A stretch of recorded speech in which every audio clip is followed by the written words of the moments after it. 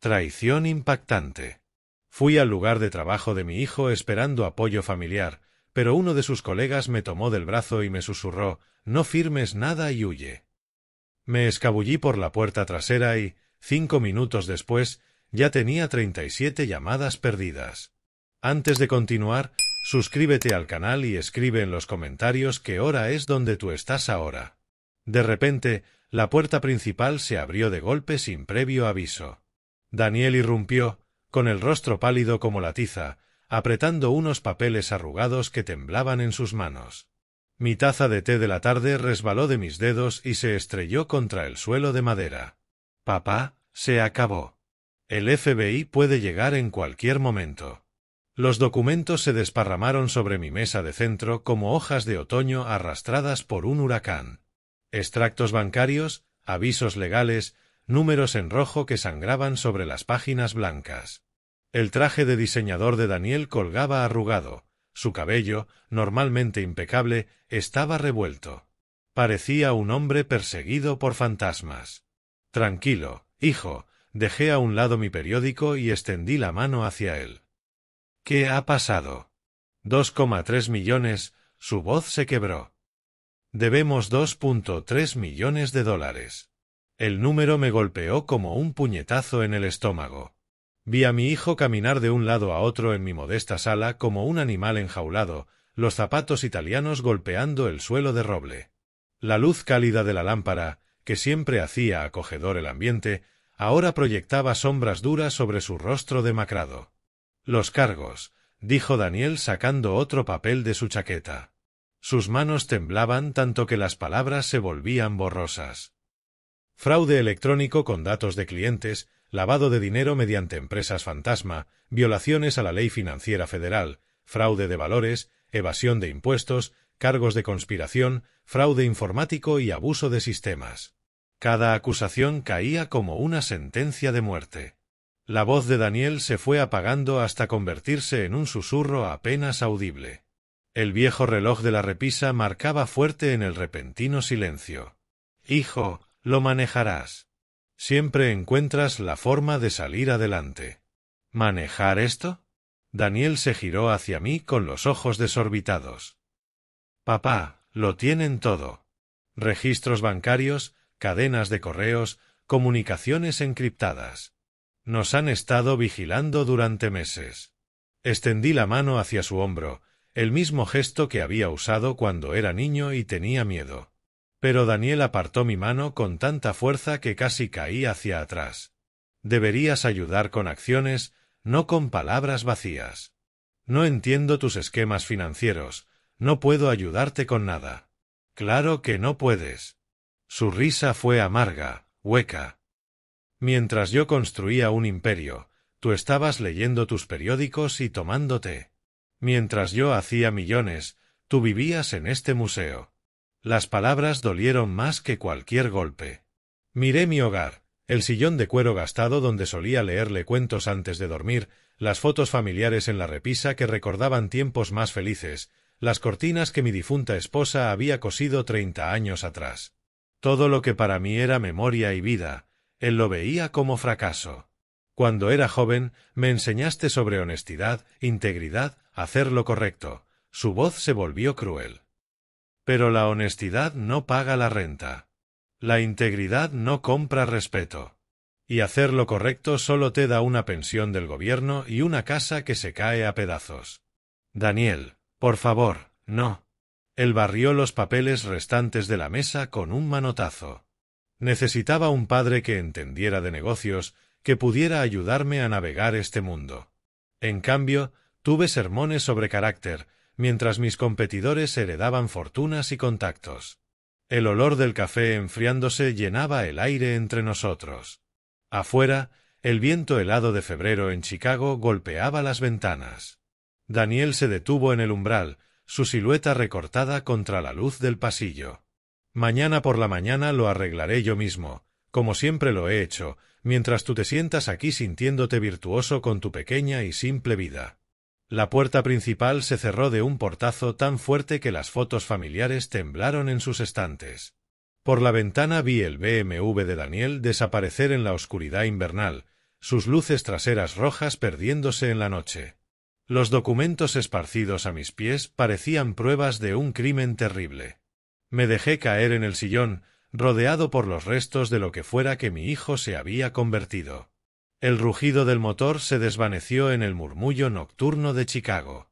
Me agaché lentamente, con las articulaciones protestando, recogiendo los papeles con manos temblorosas. Extractos bancarios, documentos legales, cifras que no tenían sentido para mi mente de ingeniero. Los bordes rotos me cortaban los dedos encallecidos. En la cocina, preparé café más por costumbre que por deseo. Esa rutina familiar de medir el café, añadir agua y presionar el botón me calmaba las manos, aunque mi mente no dejaba de reproducir el rostro de Daniel. Esa desesperación salvaje que nunca antes había visto. ¿Cuándo se volvió tan cruel? Ese niño que soñaba con cambiar el mundo. El café burbujeaba mientras yo llevaba un álbum de fotos a mi estudio. El polvo danzaba en la luz de la lámpara al abrirlo en la página de 2015. Ahí estaba Daniel, con 32 años, los ojos brillantes y llenos de confianza, de pie junto a la puerta de su primera oficina. El letrero de Data Secure Solutions parecía enorme en comparación con el pequeño espacio alquilado que había detrás. Vamos a revolucionar la seguridad de datos financieros. Papá, aún escuchaba su voz en mi memoria. Las empresas pierden miles de millones cada año por robos cibernéticos. Seremos sus guardianes. Recordaba el olor a alfombra nueva, el sonido de las cajas desempacándose. Daniel trabajaba 18 horas al día, sobreviviendo a base de pizza y determinación. Mi hijo, el emprendedor, decía yo orgulloso a los vecinos. Las siguientes fotos mostraban un crecimiento acelerado, oficinas más grandes, más empleados, Daniel apareciendo en revistas de negocios. Pero alrededor de 2018, algo cambió. También las fotos. Menos reuniones familiares, más imágenes de Daniel solo con clientes que yo no conocía. En 2020 llegó la primera conversación sospechosa. Daniel mencionó un cliente en el extranjero, un trato complejo que no podía explicar. Cuando pregunté, se volvió evasivo. No entenderías la complejidad, papá. Ese mismo año apareció el reloj caro. Luego el BMW reemplazó a su Honda Práctico. Los trajes de diseñador sustituyeron a las camisas de tienda común. Cuando pregunté por la repentina riqueza, Daniel solo sonrió. El negocio va bien, papá. Muy bien. Pasé la página a la Navidad de 2018, nuestra última fiesta normal. Daniel parecía feliz de verdad, tallando el pavó y contando chistes. ¿Qué le pasó a ese hombre? Cuando el éxito se transformó en aquello que trajo al FBI a su puerta.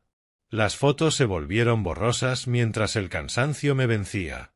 El café se enfrió mientras comparaba al Daniel del pasado con el extraño desesperado de aquella noche.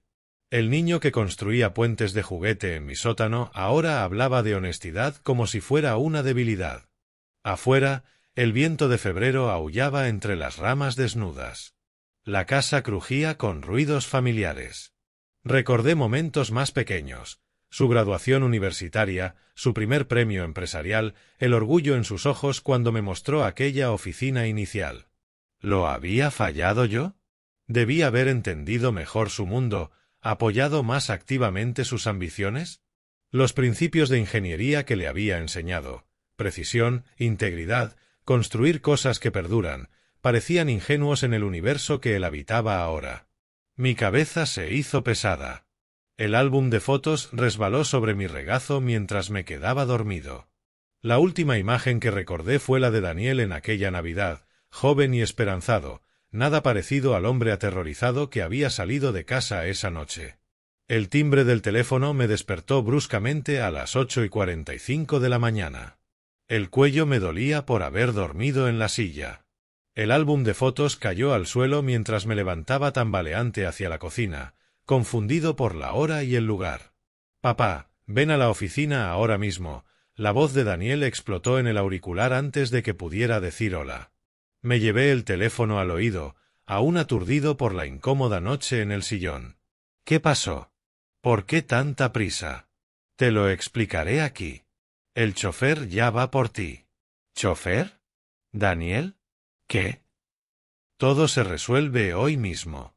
Solo confía en mí, ¿de acuerdo? 10 minutos. La línea quedó en silencio.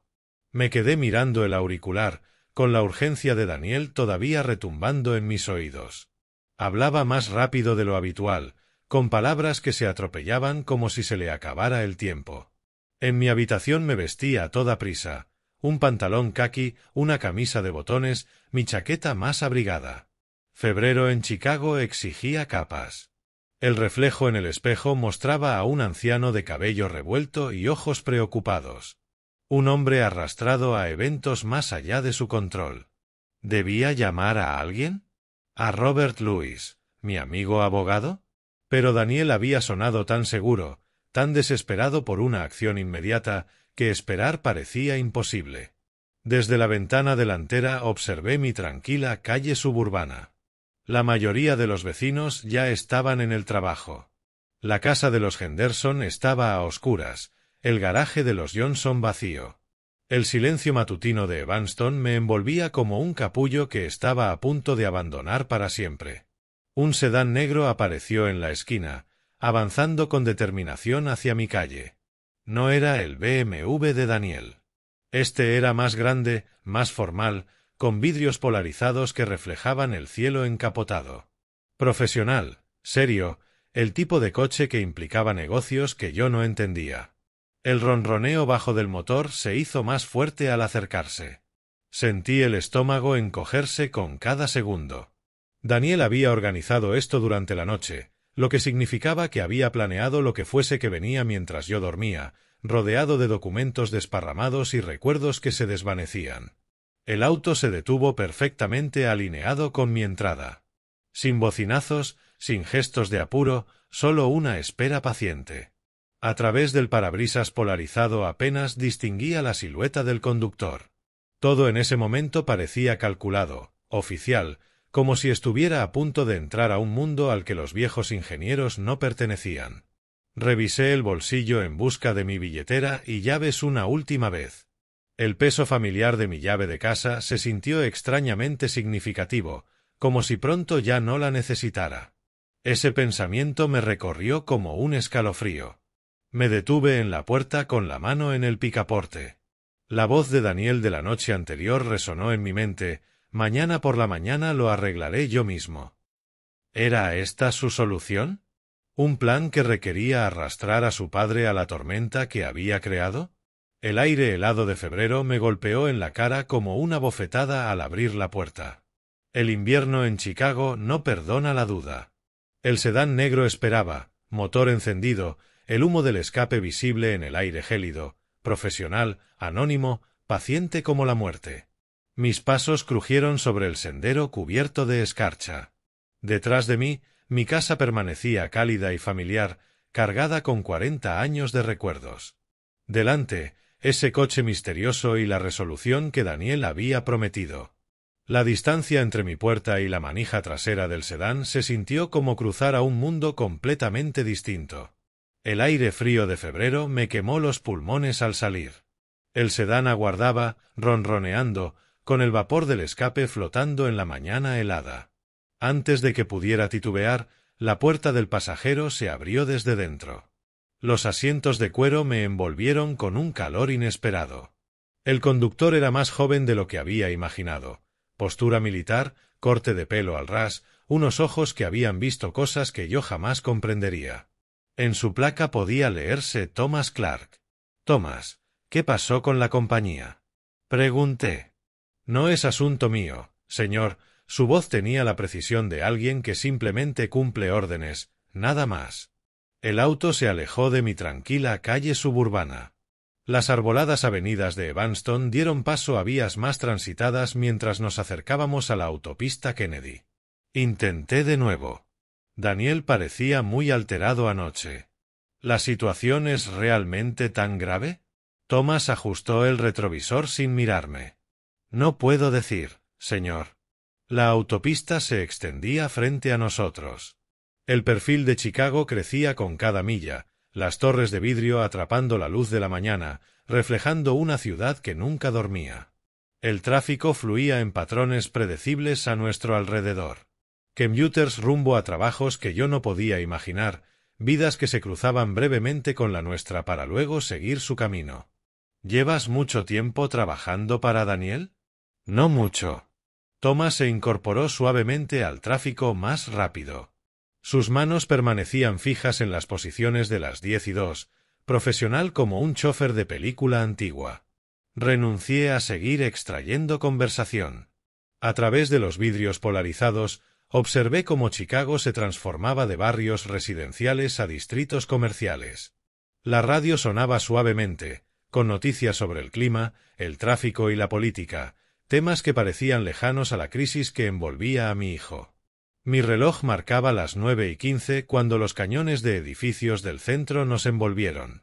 Los peatones caminaban decididos por las aceras, abrigados contra el frío pero con propósito. El vapor emergía de las alcantarillas como géiseres urbanos. Todo allí parecía más urgente, más vivo que en mi silenciosa calle de Evanston. El sedán giró hacia la Salle Street, deteniéndose frente a una torre de vidrio de 40 pisos que se alzaba contra el gris cielo de febrero. Las fuentes de la plaza corporativa estaban congeladas, sus formaciones de hielo brillando como cristal. Ejecutivos con abrigos caros pasaban apresurados, hablando por teléfono o revisando tabletas. «Aquí es», dijo Thomas, estacionando con suavidad en un lugar que parecía reservado para nosotros. Dentro del vestíbulo, los pisos de mármol brillaban bajo techos altos. Un escritorio de seguridad dominaba el centro, atendido por guardias que parecían más expolicías que personal de edificio. En las paredes, arte corporativo, piezas abstractas que seguramente costaban más que mi pensión anual. «El señor Snyder lo espera en la oficina 2347», me dijo el guardia, entregándome una credencial de visitante sin pedirme identificación. Ya sabían quién era. El ascensor ascendió por los pisos del corazón corporativo de América. A través de paredes de vidrio vislumbré salas de juntas, cubículos, oficinas con panorámicas de la ciudad. Todo hablaba de éxito, de dinero moviéndose de formas que jamás entendí en mi carrera de ingeniero. Piso 23. Las puertas se abrieron sobre alfombra gris y luces fluorescentes. Logos de Data Secure Solutions marcaban las oficinas de cristal donde empleados tecleaban, hablaban por auriculares, se movían con la energía contenida de un negocio próspero. La oficina 2347 estaba al final del pasillo.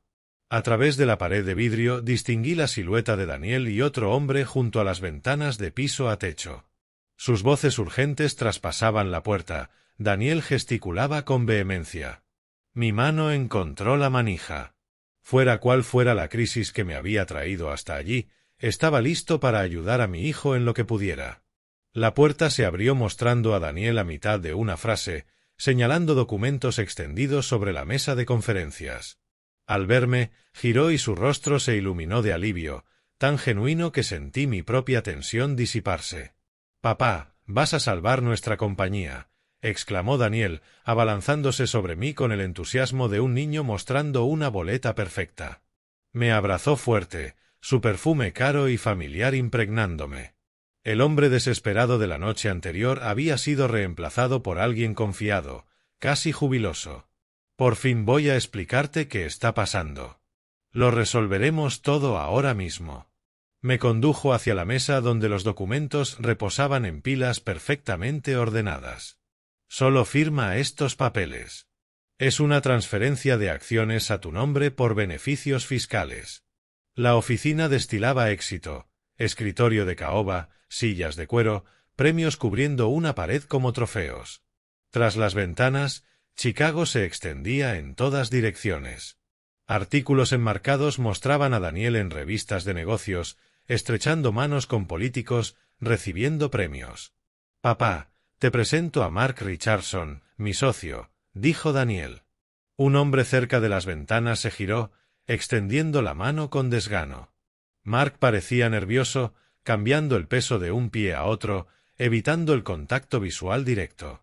Su apretón fue frío, distraído. «Señor Snyder, saludó con un tono tenso, formal. Mark me ha estado ayudando a reestructurar las finanzas de la empresa, explicó Daniel, acomodándome frente a la mesa. Los documentos se desplegaban como cartas de naipes. Estos papeles protegerán los bienes de la familia mientras resolvemos los problemas de liquidez temporales. Los documentos legales parecían oficiales, membretes corporativos, múltiples páginas de firmas, un lenguaje denso lleno de términos que no reconocía. Daniel había colocado plumas caras en intervalos estratégicos, listas para usarse. Esto parece complicado para una simple transferencia. Los negocios modernos requieren soluciones modernas, dijo Daniel, con una risa que, al escucharla bien, sonaba forzada. Confía en mí, papá. ¿Cuándo te he fallado? Mark volvió a moverse junto a la ventana, revisando su reloj. Su comportamiento me inquietaba. Esa forma de evitar la conversación, la tensión en sus hombros, sus ganas obvias de estar en cualquier otro lugar. Tomé uno de los documentos, intentando descifrar la jerga legal que para mí era como sánscrito. Frases como director nominal y responsabilidad personal resaltaban, pero no lograba entender el contexto. Un golpe firme en la puerta interrumpió mi lectura. Era Emma Wilson, una joven con atuendo profesional entró sin esperar permiso. Señor Snyder, lo necesitan con urgencia al teléfono. La expresión confiada de Daniel titubeó por un instante antes de recomponerse. ¿No puede esperar? Estamos en medio de... Es por la situación de Michigan Avenue, dijo ella. Piden que sea de inmediato. Por supuesto. Daniel me apretó el hombro. Paternal, el padre amoroso que ayuda a su familia en medio de la crisis. Papá, solo revisa los papeles. Vuelvo enseguida. No tardaré. La puerta se cerró tras Daniel y Emma, y sus voces se perdieron por el pasillo. De pronto, la oficina se sintió distinta, más silenciosa, más tensa. Mark seguía junto a la ventana, pero su postura había cambiado. En el reflejo del vidrio se adivinaba a un hombre librando una batalla interna. Tomé la pluma más cercana a las líneas de firma. Fuera lo que fuese que contuvieran esos documentos, ayudarían a mi hijo a sortear su crisis empresarial. Después de 40 años de precisión ingenieril, firmar papeles para apoyar a la familia parecía bastante sencillo. La pluma se sentía más pesada de lo normal entre mis dedos. La mano de Mark se lanzó de golpe, sujetándome de la manga justo cuando la punta tocaba el papel. ¡Alto! No firme nada. Váyase de aquí. La urgencia en su voz me heló la sangre. Los documentos se desparramaron cuando me eché hacia atrás, y la pluma cayó al suelo con un tintineo. ¿Qué está diciendo? Su hijo quiere transferirle todas las deudas y la responsabilidad penal. Las palabras de Mark salieron atropelladas, en un susurro desesperado. Estos documentos lo convierten en director nominal y lo hacen personalmente responsable de $2.3 millones en deudas. Mi mundo se inclinó de lado. La oficina elegante, el reencuentro afectuoso, el abrazo confiado de Daniel. Todo empezó a sentirse como el decorado de una obra de teatro cuidadosamente montada. Eso es imposible. Es mi hijo. Ahora mismo el FBI está registrando otra oficina de la empresa. Tiene quizá 5 minutos para desaparecer. Mark señaló los documentos con dedos temblorosos. Mire la página 3.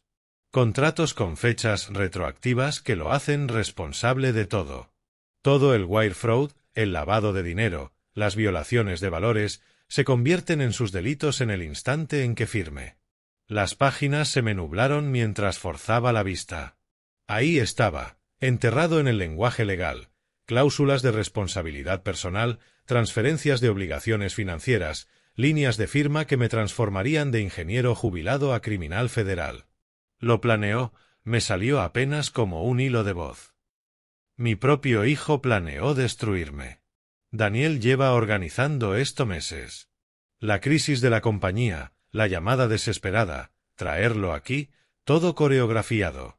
Mark miró nervioso hacia la puerta. Podría volver en cualquier momento. Con la mano temblorosa, saqué el teléfono y empecé a fotografiar página tras página. La cámara capturó membretes corporativos, firmas con fechas retroactivas, cláusulas que me hacían responsable de delitos de los que no había oído hablar hasta ayer. ¿Por qué me ayuda? Porque no puedo quedarme mirando cómo incriminan a un hombre inocente. Mark se movió hacia la puerta, atento a cualquier paso. Aunque me cueste todo. ¿Qué pasará cuando Daniel se dé cuenta?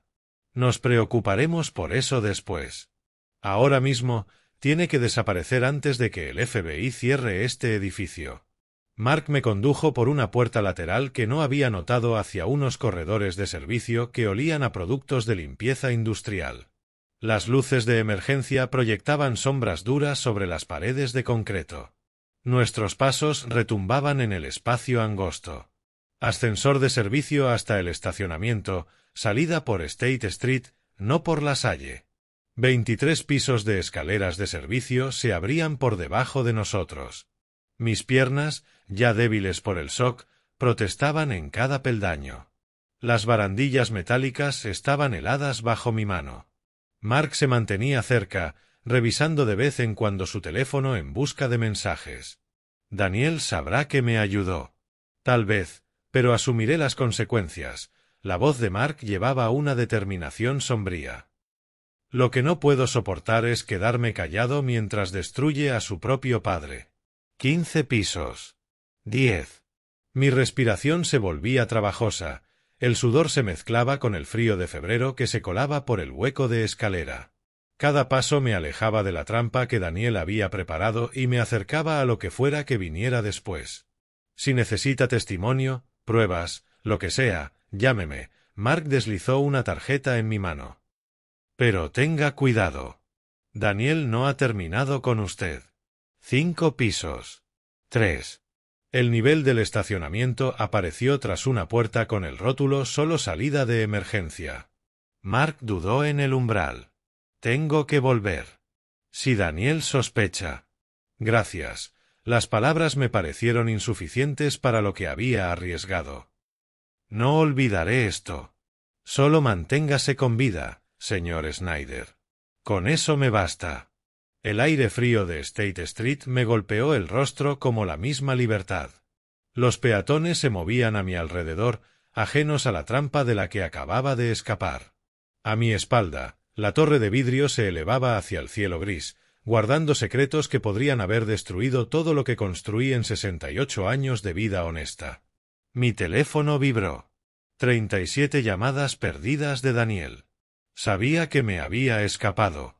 El aire helado de State Street quemaba mis pulmones mientras me alejaba tambaleante del edificio, con las piernas aún temblorosas tras bajar 23 pisos de escaleras de concreto. Detrás de mí, la torre de vidrio se recortaba contra el gris de febrero, albergando secretos que casi me destruyen. Mi teléfono vibró de nuevo. Daniel, primera llamada perdida. Señor Snyder. Me giré para ver a Mark saliendo por la misma puerta de emergencia, jadeando, el sudor visible pese al frío. Miró nervioso hacia el edificio y me tomó del codo. Tome esas escaleras al subsuelo. Hay una salida a State Street. ¿Y usted? Tengo que volver para que no sospechen. La rigidez casi militar de Mark no alcanzaba a ocultar su miedo. Daniel se dará cuenta de que se fue en minutos, tal vez menos. El teléfono vibró otra vez. Llamada número 2. ¿Desde cuándo está planeado esto? La pregunta me salió rota, derrotada. Meses, quizá más. Mark consultó su reloj y luego la entrada del edificio. Esos documentos se prepararon específicamente para usted. Firmas con fecha retroactiva, transferencias financieras, todo diseñado para que usted parezca el cerebro. El peso de la traición me apretó el pecho como una fuerza física. Mientras yo me preocupaba por los problemas de su empresa, él construía una trampa para destruirme. Busque un abogado. Usted tiene las pruebas. Mark apretó mi mano y dejó otra tarjeta en mis dedos temblorosos. En el reverso, escrito con tinta azul, estaba su número personal. ¿Usted estará a salvo? Más a salvo que usted ahora mismo, soltó una risa sin humor. Daniel está desesperado. Lo intentará todo. Culpa, amenazas, manipulación. No conteste sus llamadas. Llamada 3. 4. Las vibraciones eran descargas eléctricas contra mi pierna. Si esto llega a juicio, declararé. Les contaré todo lo que sé sobre la preparación de los documentos, el cronograma, sus intenciones. La voz de Mark tenía el peso de quien ya tomó una decisión irreversible. 10 años construyendo esta sociedad y lo estoy tirando por alguien a quien apenas conozco. ¿Por qué? Porque mi hija tiene 7 años y algún día quiero mirarla a los ojos y saber que hice lo correcto cuando importaba. El centro de Chicago fluía a nuestro alrededor. Trajes de oficina apurados, bocinas de taxi, la sinfonía urbana de una ciudad que no se detiene por tragedias individuales. Éramos solo 2 hombres conversando en una acera, invisibles entre millones. Llamadas 5, 6, 7. Está entrando en pánico. Mark señaló mi teléfono vibrando. Eso es bueno. El pánico hace que la gente cometa errores. ¿Qué tipo de errores? Del tipo que ayudan a los fiscales a armar casos. Mark extendió la mano en un último apretón. Recuerde, usted escapó porque alguien dentro de su empresa lo ayudó. Eso significa algo para jueces y jurados. Vi a Mark desaparecer de nuevo en el edificio por una entrada distinta, probablemente justificando su ausencia con algún recado inventado. Las puertas de vidrio lo engulleron como una boca que se cierra, dejándome solo en State Street con un teléfono que no dejaba de insistir. Llamadas 8, 9, 10. La multitud me arrastró por sus rutas predeterminadas. Gente con trabajos a los que llegar, reuniones que atender, vidas con sentido. Yo me sentía como un fantasma deslizándose por su mundo sólido, cargando pruebas de delitos que aún no alcanzaba a comprender del todo. Para la llamada 15, me temblaban tanto las manos que apenas podía sostener el teléfono. En la llamada 20, lo pasé a modo silencioso y me quedé mirando la pantalla encenderse una y otra vez, como una baliza de la desesperación de mi hijo. La parada de taxis estaba a 2 cuadras. Detrás de mí, el edificio de oficina se hacía más pequeño, pero nunca desaparecía por completo. En algún lugar de esa torre, Daniel descubría que su trampa cuidadosamente planeada había fallado, que su padre se había marchado con pruebas que podrían destruirlo a él. Llamadas 25, 26. La pantalla mostraba el nombre de Daniel con una persistencia mecánica. Mi dedo flotó sobre el botón de rechazar mientras el nombre de mi hijo resplandecía acusador en el cristal. Llamada 27. Presioné rechazar y de inmediato entró otra llamada. Llamada 28. El patrón implacable se había convertido en una forma de tortura psicológica. Taxi. Un taxi amarillo se detuvo junto a la acera. El conductor me miró con una preocupación profesional. Las manos me temblaban mientras forcejeaba con la manija de la puerta, la descarga de adrenalina de la mañana por fin alcanzándome. Con mi cuerpo de 68 años ya sin fuerzas para sostener la descarga de adrenalina. ¿A dónde, señor?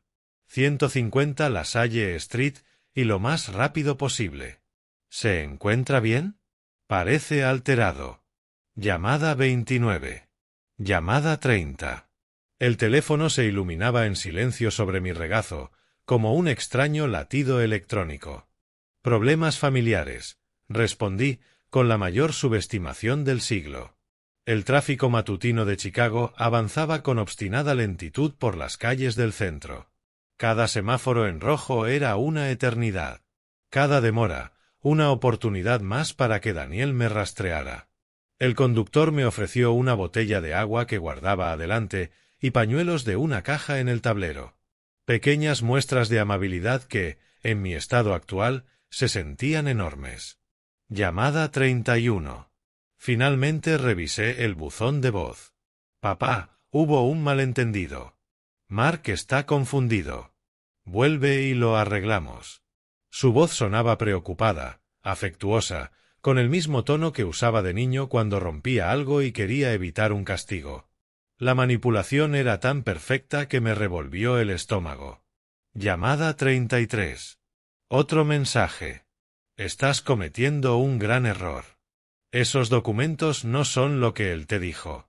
Ahora la desesperación se colaba en su voz, el control cuidadoso empezaba a resquebrajarse. Por las ventanillas del taxi observaba barrios de Chicago desfilar como escenas de otra vida. La firma de ingeniería donde trabajé 30 años. El restaurante donde Daniel y yo celebramos su primer contrato empresarial. El parque donde le enseñé a lanzar una pelota de béisbol. Cada lugar ahora estaba contaminado por el conocimiento en que se había convertido. Llamada 35. Otro buzón de voz. Soy tu hijo. ¿Cómo puedes creerle a un extraño antes que a tu familia? La hipocresía era asfixiante. Había planeado incriminar a su propio padre por crímenes federales, y aún tenía el descaro de cuestionar mi lealtad a la familia. Saqué las fotos de los documentos en mi teléfono, repasándolas en cada atasco del tráfico. Incluso sin formación legal, veía mi nombre repetido en varias páginas, líneas de firma preparadas específicamente para mí, fechas que me convertían en responsable de decisiones de las que jamás había oído hablar. Llamada 37. Esta traía un tono completamente distinto. La máscara se deslizaba. Debajo de la falsa preocupación y la manipulación emergía algo más frío, más calculador. La voz de alguien que llevaba meses planeando mi destrucción y que ahora se frustraba porque su objetivo había escapado. El taxi dobló en la Salle Street, acercándose a la dirección que Robert Louis me había dado años atrás, cuando abrió su propia firma. Un edificio modesto comparado con la torre corporativa de Daniel, pero que representaba algo que el mundo de mi hijo había olvidado por completo: trabajo honesto por un pago honesto. Aquí es. Pagué al conductor, dejándole una propina generosa por su paciencia y consideración. Cuídese, señor. Sea lo que sea, espero que se resuelva. La llamada 37 había sido la última. Mi teléfono al fin guardó silencio mientras me quedaba de pie frente al edificio del bufete, mirando las ventanas que prometían refugio contra el acoso electrónico. 37 llamadas en 90 minutos. La prueba matemática de la desesperación de Daniel. El directorio del edificio mostraba: Robert Louis, abogado, en el 7º piso. Mientras el ascensor subía, intenté ordenar el caos en mi mente. ¿Cómo se le explica a un amigo que tu propio hijo se ha vuelto un monstruo? ¿Cómo pedir ayuda cuando el enemigo comparte tu nombre y tu sangre? El timbre del ascensor sonó suavemente al llegar al 7º piso. Al final del pasillo, tras una puerta con letras discretas, me esperaban respuestas para las que no estaba seguro de estar preparado. La oficina olía a libros de cuero y café fuerte, aromas familiares de un mundo donde las palabras tenían significados precisos y la justicia aún existía más allá de lo abstracto. Robert Louis levantó la vista de su escritorio, el ceño fruncido al ver mi aspecto desaliñado. Wilfred, esto es más grave de lo que parece. Habíamos sido amigos por 40 años, pero nunca le había visto una expresión así, indignación profesional mezclada con un instinto protector personal. Las fotos de los documentos brillaban en la pantalla de su computadora. Ese lenguaje legal que antes me resultaba confuso ahora se revelaba como letal gracias a su pericia. ¿Qué tan grave? Si hubieras firmado, te habrías convertido en personalmente responsable de todas las deudas y cargos criminales de la empresa. Estaríamos hablando de 15 a 20 años de prisión. El número me golpeó como un mazazo. 20 años. A los 68. Eso significaba morir entre rejas por crímenes que nunca cometí. Destruido por el mismo hijo al que había criado para valorar la honestidad por encima del beneficio. Tu hijo está usando contratos con fechas retroactivas. Eso significa que, legalmente, habrías pasado a ser copropietario desde el año pasado. El dedo de Robert recorrió líneas de texto en la pantalla, mostrándome cláusulas que me convertían retroactivamente en responsable de decisiones tomadas mientras yo leía el periódico en mi sala. Lo ha estado planeando durante meses. ¿Estás seguro? Por las fechas y la sofisticación de todo esto, sí. Esto no se improvisa de la noche a la mañana. Robert se recostó en su silla, irradiando una furia profesional contenida. Wilfred, en 30 años de ejercicio, Esta es la manipulación más cínica que he visto jamás. La taza de café se enfriaba entre mis manos mientras Robert explicaba los mecanismos técnicos que Daniel había preparado. Garantías personales que habrían puesto mi casa y mis ahorros como garantía de las deudas de la empresa. Cambios en la estructura corporativa que me habrían posicionado como el responsable directo de todo el fraude electrónico, el lavado de dinero y las violaciones bursátiles. Los fiscales federales te habrían visto como el cerebro, un ingeniero experimentado utilizando su conocimiento técnico para cometer sofisticados crímenes financieros. Pero yo no sé nada de delitos financieros. Eso no importaría. Estos documentos crean un rastro en papel que muestra meses de involucramiento. Tu firma habría validado todo retroactivamente. Robert abrió en su computadora las pautas federales de condenas. A directrices en otra pantalla, mostrándome la realidad matemática de las condenas por delitos financieros. Los números eran implacables. El fraude económico tenía mínimos obligatorios que no se doblaban por edad, confusión o manipulación familiar. ¿Y la deuda de $2.3 millones? Pregunté, casi sin voz. Responsabilidad personal, respondió Robert, con la certeza de la ley grabada en cada palabra. Te habrían quitado la casa, los ahorros, la pensión, todo. Tu hijo diseñó una destrucción financiera y criminal completa. Mi teléfono vibró con un mensaje de texto. Daniel, otra vez. Robert levantó la mano. No lo leas. Desde ahora, toda comunicación pasa por mí. Ya no eres solo una víctima. Ahora eres testigo de un intento de fraude. La diferencia en la terminología me golpeó fuerte. Víctima implicaba impotencia. Testigo implicaba poder.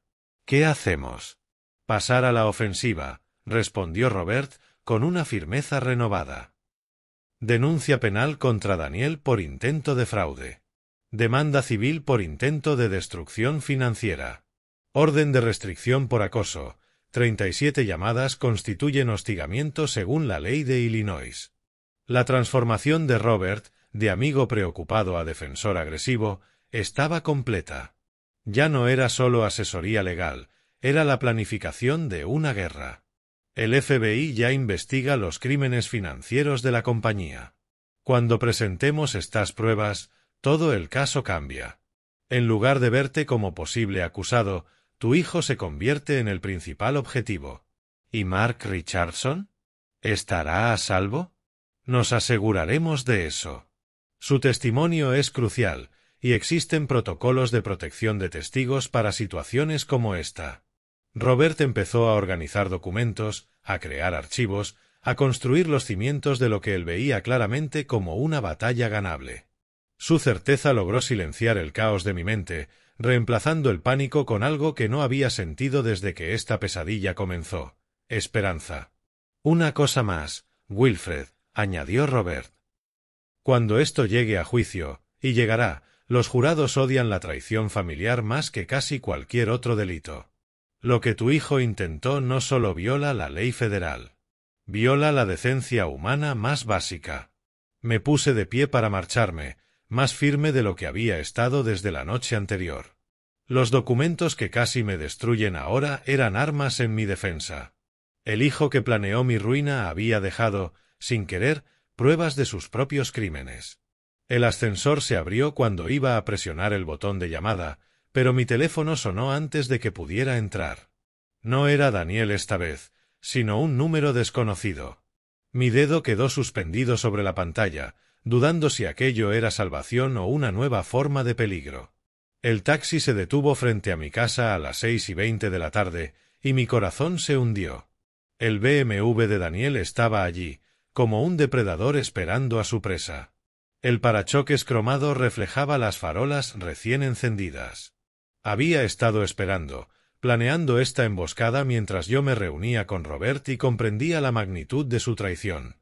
Mantén el taxímetro corriendo, le dije al conductor. Luego lo pensé mejor. Esto debía terminar esa misma noche. Daniel salió de su coche mientras yo pagaba la tarifa, caminando hacia mí con una urgencia fingida.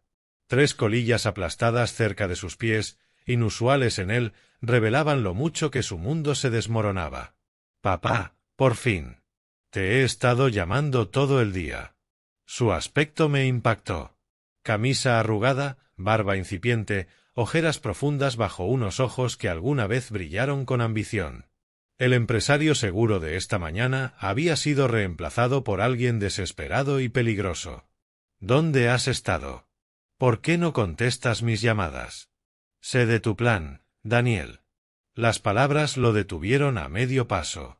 Su falsa preocupación parpadeó como un neón roto, sustituida por algo frío y calculador. «¿Qué plan?» «Estaba intentando salvarte». «¿Salvarme?» Mi voz llevaba la fortaleza que la consulta con Robert me había devuelto. «Querías convertirme en tu chivo expiatorio». «No. Mark no entiende de negocios, te está mintiendo». El pánico se filtraba en su fingida calma. «Soy tu hijo. ¿Cómo puedes creerle a extraños antes que a mí?» Las cortinas de los vecinos se movieron discretamente. La familia Henderson fingía revisar su buzón mientras escuchaba claramente. Nuestra destrucción familiar se estaba convirtiendo en entretenimiento suburbano. De 15 a 20 años de prisión, Daniel. Eso era lo que planeaste para mí. Su rostro palideció. Ese detalle significaba que yo había hablado con abogados, que su manipulación había fallado por completo. Viejo ingrato. Yo lo construí todo. La máscara cayó por completo. Tú podrías haber cargado con la culpa. Al fin y al cabo, ya estás viejo. El hijo que crié ya no existe. No sé quién eres ahora. El puño de Daniel golpeó el capó del BMW, abollando el metal caro. El sonido retumbó en la tranquila tarde suburbana como un disparo. ¿Crees que eres tan recto?, gritó, su voz expandiéndose por todas las casas de la cuadra. Tú llevaste tu vida pequeña y patética mientras yo creaba un imperio. Y cuando necesité ayuda, ¿qué hiciste? Nada.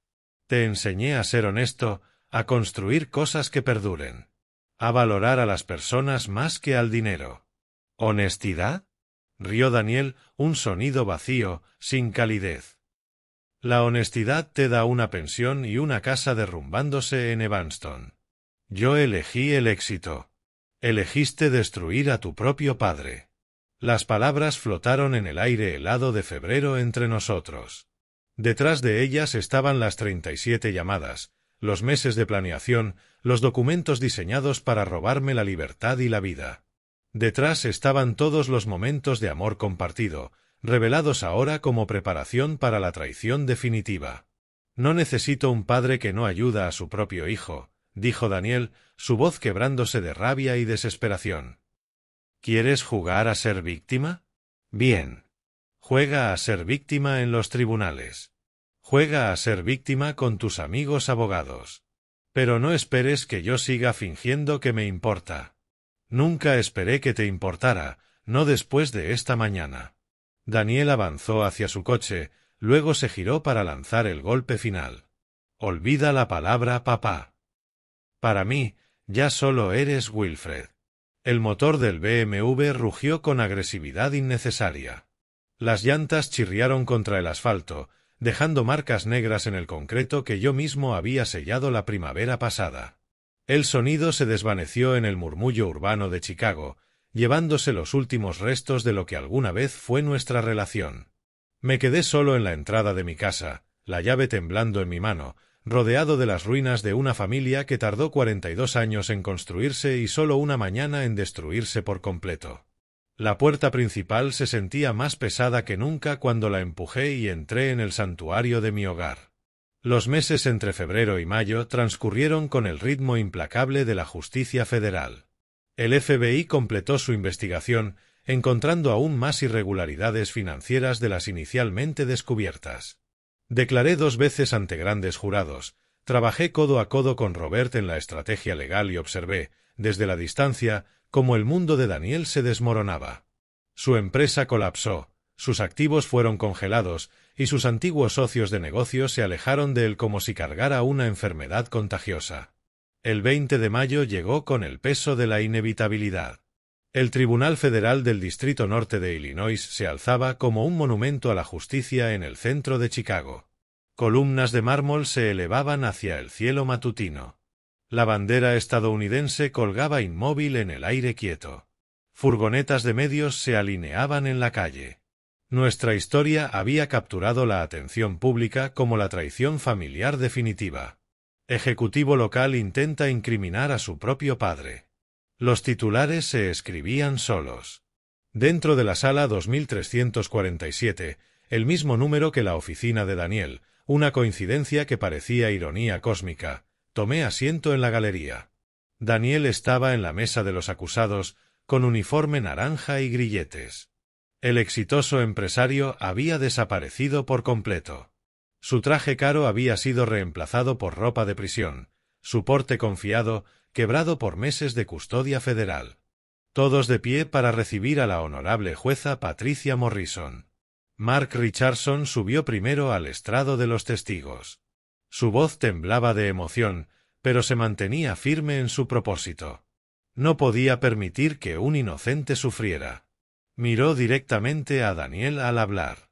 El acusado pasó meses preparando documentos que habrían transferido toda la responsabilidad criminal a su anciano padre. El contrainterrogatorio intentó retratar a Mark como un empleado resentido que buscaba venganza, pero las pruebas técnicas eran abrumadoras. Las fotos de mi teléfono aparecieron en las pantallas de la sala. Documento tras documento, mostrando firmas retroactivas, transferencias de responsabilidad personal, manipulaciones de estructura corporativa diseñadas para incriminarme en delitos que jamás había imaginado. Cuando llegó mi turno de declarar, caminé hasta el estrado con las piernas temblorosas. 68 años, frente a una sala llena de desconocidos, contando cómo mi propio hijo había intentado destruirme. No solo intentó robar mi dinero, le dije a la jueza. Intentó robar mi libertad. Quiso arrebatarme mis últimos años y condenarme a morir en una prisión federal. Daniel no me miró en ningún momento durante mi testimonio. Mantuvo la vista fija en la mesa, los hombros encorvados. Un hombre roto que había apostado todo a la manipulación y perdió. El alegato final del fiscal fue devastador. El acusado intentó incriminar a su propio padre por crímenes financieros. Pasó meses preparando la maniobra y mostró un desprecio absoluto por los lazos familiares, que deberían ser sagrados. El ruego de clemencia del abogado defensor se desvaneció sin efecto. ¿Cómo se defiende lo indefendible?, preguntó la fiscal retóricamente. Daniel Snyder ha sido declarado culpable en los 7 cargos de la acusación. La voz de la jueza Morrison resonó con el peso de la autoridad federal. Fraude electrónico, lavado de dinero, conspiración, violaciones de valores bursátiles. Cada cargo representa otro año de la vida del acusado, medido en concreto y a cero. La traición a la confianza familiar hace que este crimen sea particularmente atroz. El tribunal lo condena a 12 años en prisión federal, además de $5 millones en multas y restitución. Los hombros de Daniel temblaron. Su cabeza cayó entre sus manos esposadas. La realidad había atravesado por fin su delirio narcisista. 12 años. Con 42 al momento de la sentencia, saldría a los 54. De mediana edad y roto. En el sistema federal no hay libertad condicional. Cumpliría cada día que la justicia exigía. Afuera, frente al tribunal, los reporteros gritaban preguntas a las que no respondí. Robert me guió hasta su coche a través de la multitud de cámaras y micrófonos, protegiéndome del espectáculo público del mismo modo que me había protegido de la destrucción legal. ¿Cómo se siente respecto a la sentencia de su hijo? No podía explicar que la justicia y el duelo ocupaban el mismo espacio en mi corazón.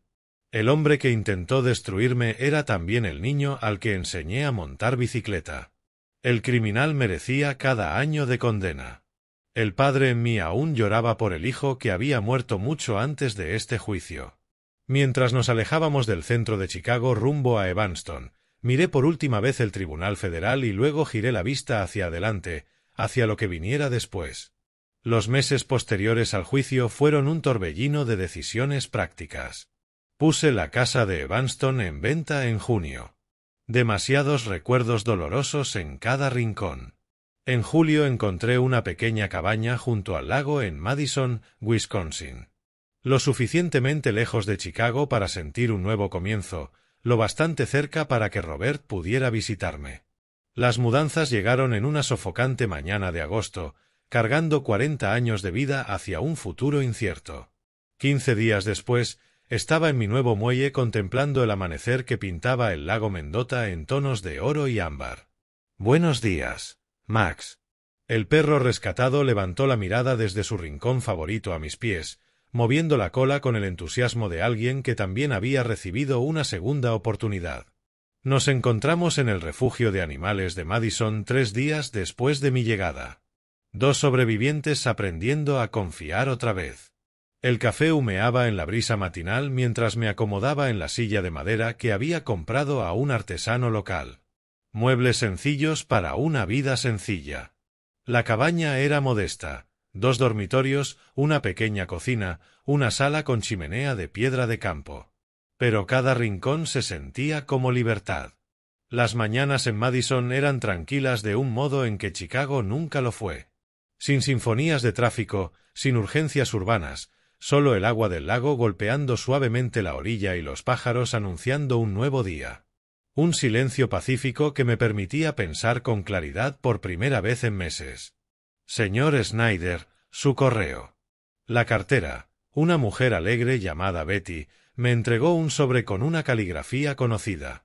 Una carta de Mark Richardson me arrancó la primera sonrisa en días. Había conseguido trabajo en una pequeña consultora en Minneapolis que valoraba la integridad por encima de las conexiones. Algunas traiciones nos enseñan quiénes son nuestros verdaderos amigos, escribió.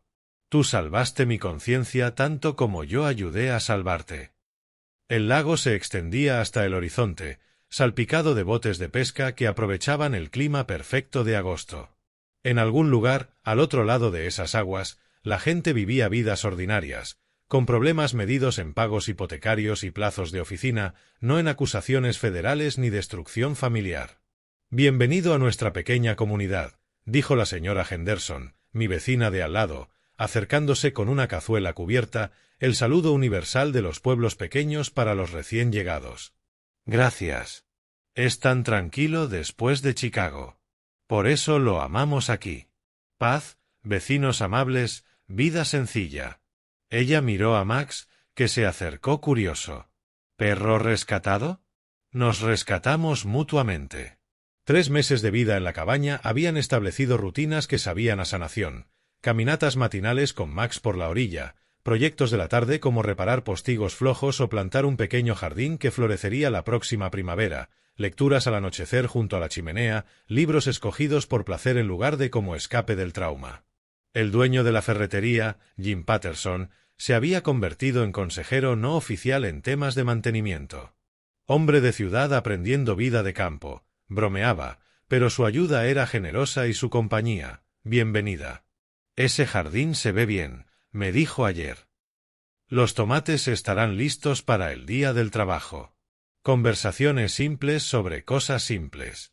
Nadie allí sabía de Chicago, del juicio ni de hijos que se convierten en extraños. Yo era solo Wilfred, el ingeniero retirado que se mudó al lago en busca de paz. A veces pensaba en Daniel. 12 años por delante como una sentencia inmutable. Una prisión federal en algún lugar, aprendiendo a vivir bajo muros y horarios impuestos. ¿Recordaría nuestra última conversación? ¿Recordaría cuando tenía 7 años y estaba orgulloso de la casita para pájaros que construimos juntos? Probablemente no. Los narcisistas no desperdician tiempo en el arrepentimiento. La justicia había prevalecido. Mark había encontrado un nuevo rumbo con gente honesta. Yo había descubierto que empezar de nuevo a los 68 era posible, incluso liberador. El dinero de la venta de la casa me daba seguridad modesta. Robert me visitaba una vez al mes, trayendo actualizaciones legales y la calidez de la vieja amistad. Max se estiró bajo el sol de la mañana y caminó hacia la cabaña en busca de su desayuno. Necesidades simples, fácilmente satisfechas. Ambos habíamos aprendido que el amor no siempre requiere lazos de sangre. A veces, la familia elegida resulta más confiable que los accidentes genéticos. De pie, siguiéndolo hacia adentro, miré al otro lado del lago Mendota hacia el futuro. A mis 68, descubrí que era más fuerte de lo que jamás imaginé. A veces, el mayor regalo de la traición es descubrir quién eres realmente cuando todo lo demás se derrumba.